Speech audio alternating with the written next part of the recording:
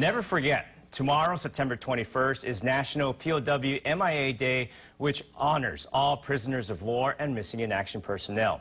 Here to talk about the importance of that day and the important work of the DPAA in identifying our nation's missing in action is Rear Admiral John Christ, the Deputy Director for Operations for the Defense POW MIA Accounting Agency. Admiral, thank you so much for joining us this morning. Can you remind people and tell us how you can identify these people as U.S. service members from past conflicts? So it's an amazing mission we have at DPAA. We're charged with providing the fullest possible accounting of all Americans missing in past conflicts since World War II. It's a great mission. It's really about fulfilling our nation's promise to all those that have made the ultimate sacrifice in past conflicts. When we do our mission, it starts actually with researching, historians doing analysis, looking at archival information, interviewing potential witnesses, trying to build leads, and sometimes it's the smallest details that allow us to find where a missing American may have fallen or may have been buried during combat. And then we can send recovery teams to go try and actually recover them, and then we'll either bring them to our laboratory here at Joint Base Pearl Harbor-Hickam or to a laboratory at Offutt Air Force Base in Omaha, Nebraska. Once you get those remains into the laboratory, then people talk a lot about DNA, which is a big part, but actually we use a whole series of what we call lines of evidence, whether it's DNA, anthropological information. We're blessed with having a lot of great medical records, dental records, chest x-rays of individuals, and then we also seek family reference samples for DNA testing for our missing.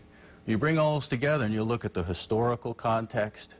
We build a picture to try and ensure that we identify people from very strong, all collaborating evidence, actual physical evidence, that leads us to a single person belonging, those remains belong to one individual. Dental is huge for us. DNA testing, unique dental work. We also are getting into isotope analysis. Your actual chemical makeup of your bones has to do with where you have lived as your bones were growing and developing. And so we're increasing testing there. But, those are all exciting, but again, a lot of times people come down to, well, DNA is really great. Well, we partner with the Armed Forces DNA Identification Laboratory in Dover, Delaware. And they're the Department of Defense's single entity for doing DNA identification for current-day military deaths, as well as supporting our past conflict accounting. And they are actually the world's premier DNA laboratory, because when most people test their DNA, it's normally intact DNA. We tend to deal with DNA that is incredibly fragmented, deteriorated, and AFDL has the ability to get valid DNA tests from tiny fragments of a large DNA strand. So amazingly talented that that's allowed us to do identifications in the last few years that 5 or 10 years ago were not possible. And it's actually so special that the medical examiner from New York City is now collaborating with AFDL and is going to start to replicate some of our testing procedures to help identify World Trade Center casualties, because a lot of the remains they've had since 9/11, 2001, they had not been able to identify. So they're actually coming to our DNA partner to help do that. But you bring together all these different pieces of evidence, and when it all points to a single individual, that's when we identify them and then return them home to their families. It's very intricate, very fascinating on how you get all this information to make that determination after all these years especially. But talk about the importance of tomorrow and the significance of the National POW MIA Day. Well, that's a day where Americans can pause, pay their respects and honor all those American heroes that either were a prisoner of war and returned home or are still missing and unaccounted for in conflict. It's a day to honor their sacrifice as well as the sacrifices of their families.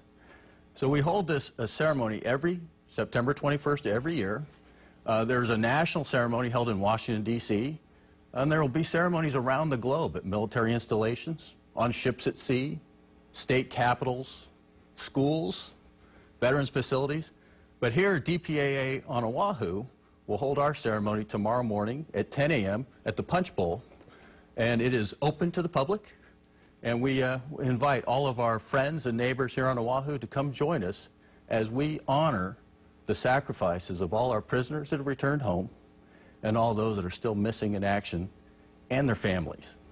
Rear Admiral Christ, thank you very much for joining us and for sharing that information, and of course, never forget. and amazing stuff. Thank you very much. All right, thank you very much.